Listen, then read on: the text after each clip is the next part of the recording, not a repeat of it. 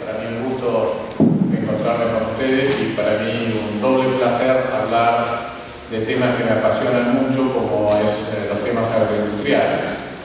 Yo sé que después lo tienen a Carlos Melconian, que va a hablar de cuestiones de economía, pero yo voy a hacer también algunos comentarios de economía, le voy a dejar varios temas abiertos para que él seguramente lo va a profundizar. Pero me voy a concentrar en dos o tres cuestiones que tienen que ver con lo agroindustrial, porque, bueno, ustedes son estudiantes de estos temas y me gustaría transmitirles algunas de las cuestiones que me han apasionado en estos 20 años. En primer lugar, repasando un poco lo obvio, ¿por qué la agroindustria? ¿Por qué la importancia de la agroindustria? A mí siempre me ha impresionado saber que un cajón de manzanas requiere más mano de obra que un televisor. Y esto es un dato sumamente importante. El televisor lo hace un robot que es capital, finalmente estampa el plástico y los metales y lo arma y queda así. O sea, habrá mucho capital puesto, pero hay muy poca mano de obra. Como cuento que se me viene a la cabeza, cuando en Tierra del Fuego compran los televisores desarmados para armarlos y terminarlos de lado, la promoción que tiene la electrónica, pagan más por el televisor desarmado que por el televisor armado, porque el robot de China lo termina más puesto en una caja y hay que desarmarlo para mandar la Tierra del Fuego.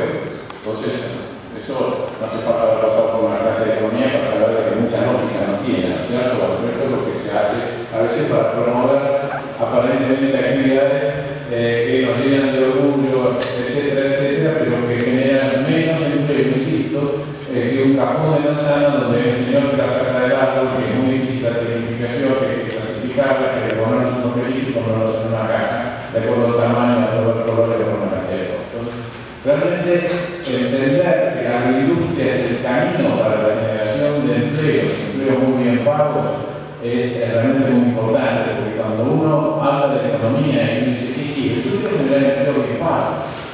¿Para qué quiere bien pago? Para que sean bien pagos tienen que estar además en una actividad competitiva, competitiva internacionalmente. Y cuanto más competitiva internacionalmente es, menos devaluado necesitan el tipo de cambio. Después me voy a meter un poquito más en esto. Y esto significa algo muy importante. Porque no es que a un país le convenga o no le convenga tener un tipo de cambio más devaluado. Lo cierto es que nos conviene ser competitivos con el tipo de cambio más apreciado posible. Pero las dos cosas, no dejar de ser competitivos por tener un tipo de cambio apreciado, pero tener el tipo de cambio más apreciado posible para que los salarios sean lo más altos posible, medidos en dólares, que tengamos mayor capacidad adquisitiva a lo resto del mundo, sin dejar de ser competitivos, sin dejar de estar vendiendo esta clase de productos. O sea, en el caso de Nueva Zelanda, por ejemplo, que es tan competitiva con sus productos lácteos, que tiene una moneda muy apreciada, tiene salarios altísimos, los neozelandeses les parece barato a cualquier lugar del mundo de barato, pero siguen siendo competitivos y siguen vendiendo leche en polvo a todo el resto del mundo, gracias a esta capacidad que tienen. Entonces, este es el concepto. Generar empleo, pero un empleo que merezca un salario digno, no un empleo que merezca un salario muy bajo. En segundo lugar, la virtud de la agroindustria que genera empleo en todo el país. Los estudiosos de estos temas demográficos sostienen que de los factores más importantes de acá a 30 años va a ser justamente evitar que tenga más del 95% de la población viviendo en ciudades. Hoy la Argentina tiene 92% de la población viviendo en ciudades. Estamos despoblando el campo. La agroindustria es una de las pocas cosas que puede realmente, por lo menos, sostener la pequeña población que hoy sigue trabajando en el campo. Ahora, para sostenerlo tenemos que generar valor agregado. No podemos estar orgullosos, lo dije el otro día a Bonfatti, el gobernador de Santa Fe, no podemos estar orgullosos de sacar barcos con soja de Santa Fe o de la Argentina, de los puertos que sea. Eso es mejor que nada. Pero lo ideal es sacar barcos con productos lácteos, con pollo, con cerdo, con todos valores o sea, productos con valor agregado, no es solo soja. Entonces me dirán, bueno, nuestro cerdo es 60% soja, mejor sí, soja, no hay que sea, pero me interesa el otro 40%. El secreto de la negociación con China pasa por decirle, bueno, te voy a seguir vendiendo soja, pero comprar un poco de pollos y de cerdos, no todo para acabar vos. De verdad, lo que me preocupa mucho de la economía argentina es que nosotros exportamos el 94% de la soja sin procesar. Cuando digo sin procesar, obviamente no considero el proceso de aceite un proceso industrial, eso es un golpe que se le da por otro punto, no le agrega casi nada.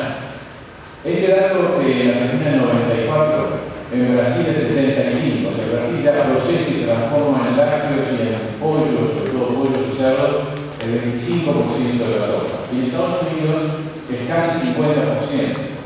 O sea, Estados Unidos procesa internamente el 50% de la soja. Nosotros tenemos que tener como un objetivo agregarle valor a la soja. Yo no estoy en contra de la soja, estoy en contra de exportarla en forma de productos de aceite, porque estamos regalando al resto del mundo el proceso de incorporarle valor, y eso es lo que te saca de la pobreza, eso es lo que genera crecimiento, y eso es realmente importante.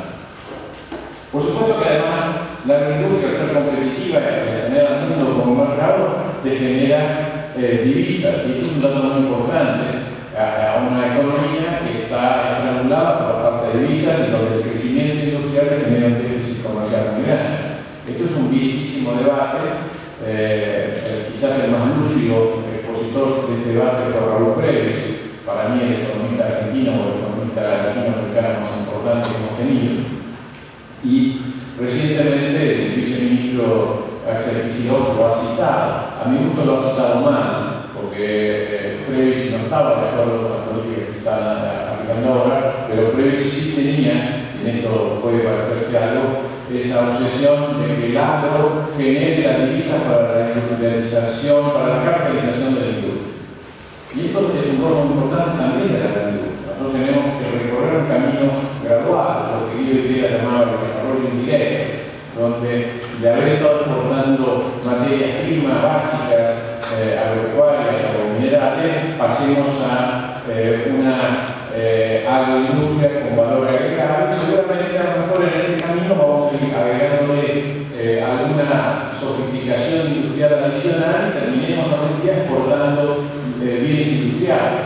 Pero hay que recorrer un camino de lo que es competitivo. No podés tener un sector no competitivo y otro competitivo, porque eso te genera una cantidad de problemas. Es el viejo debate de 50 años atrás o 40 años atrás de Marcelo Diamant de la post-Argentina, de una Argentina industrial que tenga un tipo de cambio y una Argentina agropecuaria que tenga otro tipo de cambio. A mí esa clase de modelo no me gusta porque creo que inevitablemente son conflictos, son fricciones de tener una especie de país tipo petrolero donde tenés un sector, muchas gracias, donde tenés un sector sumamente competitivo, y el secreto del otro sector no competitivo es cómo distribuir y cómo generar trabajo, y finalmente hay mucho derroche, mucha corrupción, mucho dirigismo, cuando en realidad se puede hacer un proceso gradual, que lo llamaba el desarrollo indirecto, en lugar de ir directamente al desarrollo de los sectores industriales, ir sofisticando el proceso, agregándole industrialización a los productos agropecuarios, y de eso estamos hablando, que es la agroindustria. Hoy la agroindustria genera más de la mitad del empleo de toda la industria, o sea, es un tema muy importante de lo que estamos hablando, es un tema competitivo muy importante, tiene menos prestigio que las industrias pesadas, las industrias sofisticadas, y tenemos que luchar para que tenga más prestigio, porque cuando uno se llena de orgullo al hablar de las industrias pesadas, a lo mejor las industrias pesadas, las industrias de base, para Ligero o al abuelo, hace 50 años atrás era la siderurgia, etc. Hoy la industria de base es la que te permite pagar los mejores salarios de una manera sustentable. Y a lo mejor para Suiza es los relojes, y a lo mejor para la Argentina son los productos lácteos, sin ninguna duda. Para Nueva Zelanda son los productos lácteos, y a lo mejor para Canadá son los productos forestales. Aquello que te permita pagar los mejores consistente, de una manera sustentable y de una manera competitiva. Esto es lo que tenemos que definir. Y esto es algo dinámico, no es que hoy y para siempre será los cajores de manzana o los lácteos o los pollos. No, esto va evolucionando en la medida que va evolucionando el mundo y nuestra capacidad de adaptación. Yo creo que este es el concepto en donde engancho el tema de la agricultura. Y ahí finalmente, otros dos considerados, en la medida que esto sea competitivo, va a poder generar impuestos. Y esto es un dato muy importante en un país que tiene una pobreza grande, que tiene la necesidad de que el resto de la economía, o sea, los sectores que no pertenecen a la pobreza, generen una capacidad contributiva para ayudar al tema de la pobreza. Eso me parece un tema central. Después a lo mejor habrá un comentario adicional sobre esta cuestión, porque también quiero pasarles un mensaje sobre este tema. Los comederos que tenemos en los campos argentinos no existen en Nueva Zelanda, que es el país más competitivo del mundo en esto. Usan, pastoreándolo directamente o recogiéndolo para hacer un silobolso, para hacer un picado, en el mismo campo. Entonces realmente esto es lo que más les importa a ellos.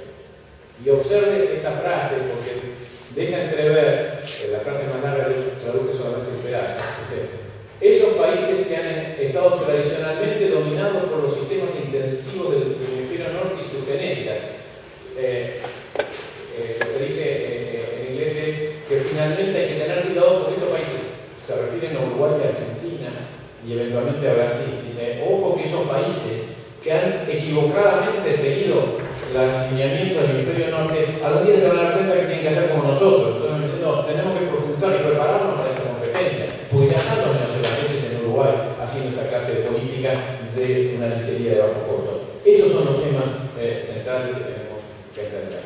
Muy rápidamente, este es el precio de la carne en Paraguay, este es el precio de la carne en Brasil, este es el precio de la carne en Uruguay, este es el precio de la carne en Argentina. Estamos claramente con una carne carísima, producto del disparate que empezó en el 2005, que generó la mayor matanza de vientres de la historia ganadera argentina. Perdimos 12 millones de vientres y por lo tanto por varios años vamos a escasear los novillos y por lo tanto estamos pagando la carne por encima de lo que realmente vale en el resto del mundo, y esto es un drama por delante. Esto también es consecuencia de la mesa de los argentinos. Esta es la consecuencia de haber querido planchar la inflación en el 2007 y por lo tanto arrastrar hacia abajo el precio del tema. Estuvo clavado en 3,50 pesos el kilo vivo durante 3 años. Lograron al comienzo, efectivamente, después tuvieron que cambiar el index, pero al comienzo lograron bajar la tasa de inflación a un precio altísimo. Hoy la carne argentina es de las más caras del mundo. Y esto no es una buena noticia para la ganadería. Es una buena noticia para los ganaderos que sobrevivieron, pero cientos de miles de rodeos se cerraron, se eliminaron, y sobre todo los más chicos, que son los que no tienen espalda para bajar.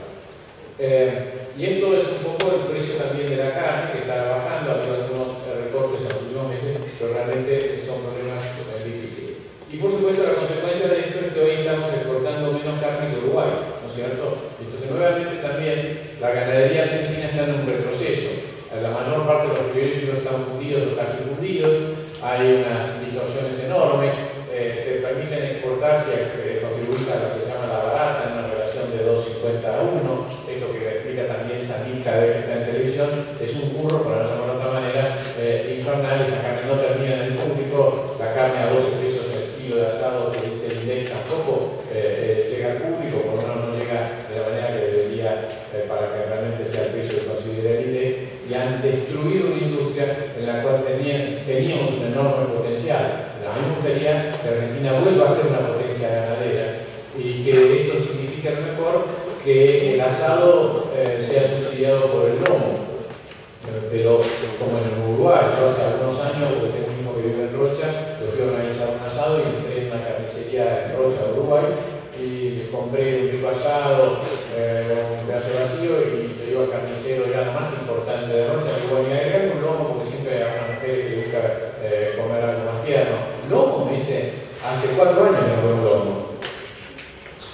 O sea, ellos tienen lo que se llama comercialización por cortes, y los lomos van todos hacia afuera, lo que se distribuye. Ahora, si estás en Punta del Este y lo queréis pagar, lo pagás. Vale $20 el kilo, pero si lo queréis pagar, pagalo. Como los argentinos, igual no nos compraban como lomo hace mucho tiempo.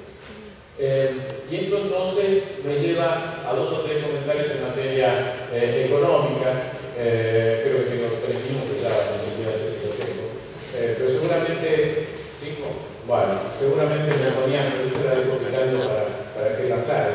Estamos en un proceso de inflación creciente, estamos ya superando el 25% si analizamos algunos de los datos privados. Y esto considerando que carne y lácteos están planchados, por eso no es lo que tenemos. O sea, al revés de lo que dice Moreno. Moreno dice, ¿cómo va a ser 25 si la carne está planchada? No, es 25 a pesar de que la carne y los lácteos estén planchados. Entonces esto realmente es muy preocupante, porque dice que el día que se recuperen carne y lácteos por cualquier motivo, esto va a quedar con un salto mucho menor. El tema de la apreciación cambiaria, yo no me voy a la serie que tiene la base de 2001, porque creo que hay que tomar datos más recientes, pero si tomás desde el periodo de Cristina, está claro, tomando la inflación privada, que estamos apreciando nuestra moneda, como dice ahí el título, 44% contra el real de Brasil, 32% contra el peso chileno y 12% contra el peso uruguayo. Digamos, es lo que habría que evaluar por encima de inflación para alcanzar ese valor. Yo no entro en consideraciones de competitividad y los factores, porque en 4 años casi todas esas cosas son constantes. En los últimos 4 años hemos apreciado nuestra moneda y esto generó un enorme problema en el tema inflacionario. El gran problema acá es el gasto y el gran problema es la carga tributaria. Son estas dos barras que han subido en forma récord en la economía argentina, tanto la presión tributaria, que es esta barra azul, como la del gasto público, que está a niveles sumamente altos, está a niveles del 44%, y esto me genera la última reflexión, que ya no es solo de carácter agronómica o agropecuaria o agroindustrial, sino de carácter económico, social o político. Si ustedes miran este cuadro, es la evolución del gasto público. Acá está el de Raúl Alfonsín con el 22%, que lo llevó al 33% sobre la base de emisión monetaria y generó los procesos de hiperinflación. Después tuvimos la convertibilidad, que más que nada cayó en el endeudamiento y tuvimos el repunte. Acá arranca Kirchner con 27 y lo lleva a 44. Cualquiera que envíe este cuadro dice que se viene una mega devaluación. Yo no estoy de acuerdo. Yo creo que es muy importante que la dirigencia, la oposición y el gobierno, la dirigencia empresaria, la dirigencia sindical, los pensadores, tengan muy en claro que hay que poner toda la energía para evitar que esta vez el arreglo de estos desequilibrios sea a través de una mega devaluación. Porque una mega devaluación va a venir con una gran generación de pobreza, una nueva oleada de pobreza, y eso va a ser insoportable, no solamente desde un punto de vista ético, por el sufrimiento de los pobres, sino por las consecuencias sociales y políticas que va a traer en este contexto. No tengo ninguna duda de afirmar que si ese es el camino, o sea, soluciones de tipo de mercado, para que pongan en orden esto, vamos a tener un clima de violencia como hace 40 años que no teníamos. Por lo tanto, yo creo que lo que hay que hacer es explorar alternativas que hagan o que permitan una reducción gradual de todo eso, tomarse 10 años para poner estas cuentas en orden y poder tener un ataque a la pobreza simultáneo, aprovechando el único elemento que más o menos genera una oportunidad del panorama actual, que es el bajísimo nivel de endeudamiento, cuando uno considera el endeudamiento externo con instituciones. Otras definiciones de endeudamiento no son tan bajas, pero no son las que importan. Las que importan es el endeudamiento externo con instituciones privadas que le pueden exigir el prepago del exterior. Creo que aprovechar esto, recorrer un camino de endeudamiento, haciendo los deberes que hay que hacer, arreglar el INDEC, el tema del Fondo Monetario, etcétera, para poder realmente acceder a plazos y tasas como las de Evo Morales. Yo no hablo solamente de Bachelet o Piñera o Brasil o otros países más ordenados. Evo Morales hace 4 días consiguió 500 millones, lo hicieron 5.000, tomó 500 al 4,80. Si Argentina tiene que salir a buscar 500 millones, tiene que pagar el 10% de tasa. Entonces yo creo que hay una alternativa desde este 6% de deuda que tenemos para llevarlo a niveles más razonables, para permitir una reducción más rápida de los impuestos y de esa manera más lenta del gasto público. Esto es la cuestión, porque con esto termino, porque yo creo que el combate a la pobreza por lejos es lo más importante. El combate a la pobreza es lo más importante, no solamente por la existencia de pobres, como dije casi el 25%, sino porque la pobreza afecta primero la llamada inseguridad, que yo llamaría criminalidad, que es lo que todos sentimos y en gran parte está alimentado por la situación de pobreza muy vinculado a la gobernanza. Pero también porque la pobreza debilita la democracia, porque da lugar al clientelismo, y digámoslo con todas las letras. Muchos de los partidos que se presentan como progresistas en el fondo quieren congelar la situación de pobreza, porque en la pobreza está la clientela que los lleva al poder. Y por lo tanto solamente alardean o tienen discurso, pero no solucionan el tema de fondo, y esto se puede comprobar estadísticamente. El tema de la pobreza es todo un capítulo, a lo mejor algún día tenemos una ocasión de discutir estos temas. Déjenme decirles que estoy de acuerdo en que la generación de empleo es muy importante, que estoy de acuerdo en que para que haya generación de empleo tiene que haber educación, pero créanme que para que haya educación, para que haya generación de empleo, primero tenemos que combatir la desnutrición infantil, tanto en alimentos como en afectos, y eso significa vivienda. Por eso, desde hace muchos años, soy un fanático defensor de una política muy ambiciosa de vivienda, porque vivienda en castellano y en muchos idiomas se asocia a casa, y casa se asocia a hogar, y hogar se asocia a familia. Sin una vivienda no se desarrolla la familia, y la familia, recrear el funcionamiento de la familia es la condición para evitar el embarazo adolescente, para evitar el hijo no deseado y por lo tanto muy probablemente desnutrido, y todo lo demás, males que si no se soluciona en el ámbito de la familia, mal puede solucionarse en el ámbito de la escuela y mucho menos de la economía. Muchas gracias.